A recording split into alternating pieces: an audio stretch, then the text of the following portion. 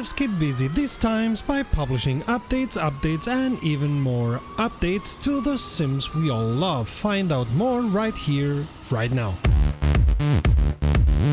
Greetings petrolheads and welcome to RomRom.net, the channel sharing the joy of sim racing, and to our regular news roundup where we tell you all that's new in the world of sim racing, racing games and anything else of interest to petrolheads in all things digital.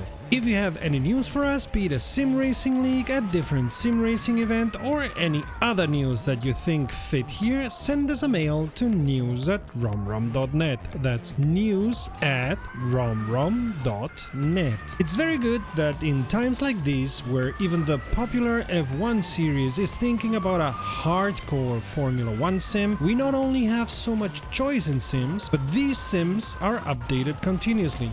Because today's news are pretty much concentrated on all the updates your favorite sim is getting. We have Automobilista 2 update, Drift 21 update, a RaceRoom racing experience update, SnowRunner has opened up a test server with lots of future updates, and an rFactor 2 update. Before we start with the news, remember that if you want to be informed about new videos, click subscribe and also click on the bell and become part of the ever-growing RomRom family. Another week, another Automobilista 2 update, like clockwork. These Brazilians might as well be Swiss. Added to the now usual bug fixes and improvements are 3 cars in the Hot Cars series, and if you have never raced them, you really have missed something. Yet again, Razer won't stop fiddling with the force feedback, which at last works on all kinds of wheels, even cheaper ones. But from now on, Razer promises the big changes are history and they will only do bug fixing and smaller corrections, seeing the force feedback as version 1.0 worthy.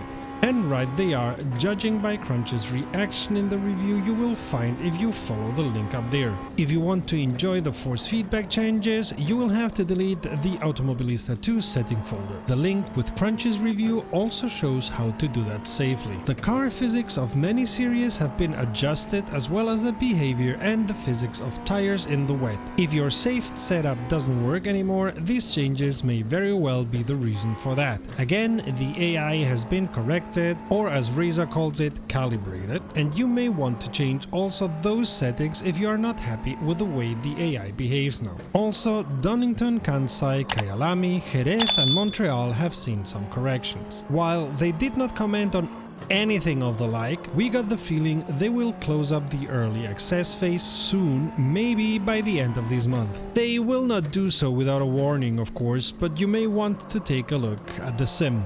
Buy it, test it, and if you still don't like it, demand a refund from Steam. Steam has clear rules for this, which they follow very well, and we have had great experiences using the refund service. While Razer acknowledged the pain of having to change or even erase settings during the early access phase, I for one am more than happy to do so, as it means that they keep their commitment to the community and keep making Automobilista 2 better and even a contender to the highest ranks of sim racing. Yet another big update for Drift 21, which we reviewed a couple of weeks ago, as you can see if you follow the link up there. You can now drift on the Abyss North track, and they have fixed bugs in the force feedback of Thrustmaster wheels, as well as many smaller graphics and sound issues. Also, if you use a language other than English, you may notice some changes in the translation as well as some corrections. Crunch's issues with the handbrake may now be a thing of the past, as the developers have done, and I quote, changes to the handbrake range based on input type and connected controller, end quote. Developers are keeping busy also in the RaceRoom racing experience team. Not only have they been producing content like the Daytona International Speedway or the Porsche 911 RSR, as we said in other news, see the link up there, but they have done a whole lot of corrections and tweaks to the already existing content, of which these are the most important. They have changed many gear ratios for classes running at Daytona, like the modern and classic DTMs amongst many others, made lots of improvements to the GTO car class and corrected the AI in Daytona. Also, they have corrected the cut track penalty you sometimes got when entering the pits at Sepang North. Link to full changes in the description of this video. The SnowRunner devs have kept their promise and have set a public beta test server. All those who already own the game will see a new version of it in the Epic Game Store called SnowRunner Public Test Version that they can download and install. This is the beta version that you can use if you want to see what the devs are working on and want to help them. You can report bugs, but also what you think about their plans. They promise to listen and they have done until now, so why would they change that? Anything you do on the server game will have no impact whatsoever on your normal game. These are two completely separate things. What will you find in the test server for now? A new Timir summer map? Rift? 2 vehicle skins, Derry Longhorn and Khan, a flycam on mod maps, that sounds interesting, multiple save slots, but it seems that you cannot save your one game in each slot, it's only for different games. We don't much understand the logic of that. An installed mods counter display, so you know how many mods you have installed. Okay. Force feedback setting, as you can play this game with a wheel, but trust me, it doesn't make much sense to do so. And in multiplayer, players can now play in different regions in co-op. Also, according to independent information, SnowRunner has reached over 1 million sold copies.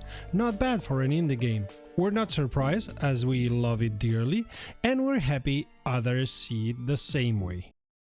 While last month Studio 397 didn't have much to say about their update, this month they nicely surprised us with lots of new things. First, it brings an official version of the Berlin E pre-track. While not my favorite in the roster of Formula E, it's still a nice add.